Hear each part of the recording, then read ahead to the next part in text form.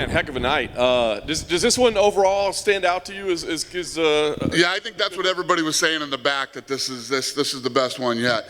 I mean, these kids, it gets harder and harder every week because you see these guys that come in, you look at their records, you see what they've done, you look at their opponents. I mean, this kid Patrick White, his opponent's records are 16-4. I mean, the kid's 9-1. He's got 9 knockouts. And, you got Valdez 10-0, and these guys go to war. This is the place to be on Tuesdays, man, if you're a fight fan. These kids are fighting their asses off. So fun. When I was younger, I couldn't wait for USA's Tuesday night fights. Religiously, I didn't give a shit what was going on in my life. I watched USA's Tuesday night fights. This smokes USA's Tuesday night fights. Smokes it. That first fight, I want to ask you about that because that was one of the craziest pace. I mean, we've seen some great fights lately, but as you said, for White to come out there and literally just run forward and just start throwing down, I mean, is that like the example of what you want people to do when they come out here? No. No. You come here and do whatever it is you do. However you fight, whatever your style is, you come in here and you just try to put on the best performance that you've ever had in your entire career. Some nights are your nights, some nights aren't. I'm not asking anybody to just run into harm's way and try to whatever. You and your team know what you got, know who you are. And plus, I say it every week, I'll say it again, the matchmaking on this show is unbelievable. Even though we have issues where guys fall out and we get late replacements, the fights are still incredible. So you know what you're good at, you know what you're not, come out here and do your best to try to win. Yeah, I did want to ask you about Valdez. Obviously, he was transported.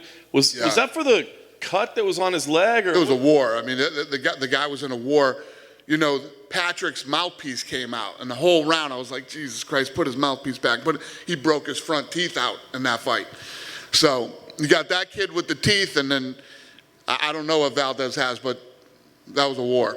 Wow. I did want to ask you about Joseph Holmes as well, where you put him on Dana White's looking for a fight. He didn't seem especially thrilled with Yeah, he didn't seem too happy about that. But you know what? It's a great opportunity for him. If you think about him coming, first of all, he's 26 years old. He's 6-1 now. Let's give him a little bit more experience, get him 7-1.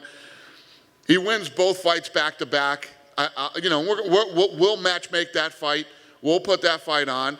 And he'll come off the Contender Series. Looking for a fight does over 1 million views in the first 3 days. So it's such a massive opportunity for these kids. So for him to have it back to back, and if he wins again, I like him. I like his personality. I like his fighting style. So let's see what he does next month in Denver. Is it as simple as just win and get in, or is it kind of like hey, you got to show me a little something too? Listen, if he can win these 2 fights back to back, he'll be 8-1. I'll give him his shot in the UFC. I just want to give the kid the best opportunity to succeed. And, I wanted to sign him, but I said, let's give him one more fight. He accepted it, so it's a good opportunity for him. Really good. Yeah. The other 3 winners, Malott, Hernandez, Garcia, I'm just curious, did any of those performances stand out most to you, or was there anybody that you looked at and say, man, we got somebody special, I think, tonight? If you look at the Garcia fight, great chin, kid, awesome counter puncher, got big power. Going in against a kid who didn't make weight, still took the fight, and looked very impressive, and is now 10-1. And then Hernandez. I mean, Hernandez fought a kid with twice as much experience as him. And again, when you look at opponents, 44-19, his opponent's records just.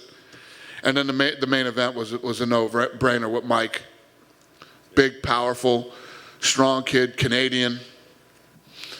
No-brainer. It's a bit of weird to switch gears, but going back to tonight, is it harder to say no to a guy when Uriah Faber is next to your head shouting that he deserves a contract? That's who I was just fighting with when I came in here. I was fighting with Faber. Yeah, no, it isn't hard with Faber yelling. Faber never stops yelling in my ear.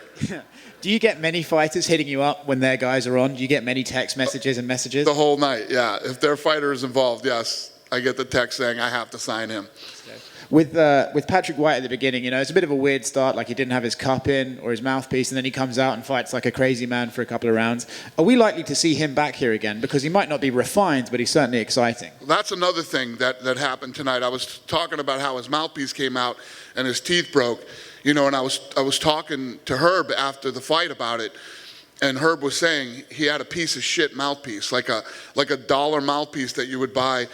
So that's one of the things that we're going to make sure now, that when these kids come here, if they don't have a really good mouthpiece or cup or whatever it might be, we'll make sure that we get that taken care of before the fight happens. We could have a dentist come in here and mold a mouthpiece for these kids, the day they get here if they don't have the proper one. So that's one of the things that we'll start checking too when kids show up here.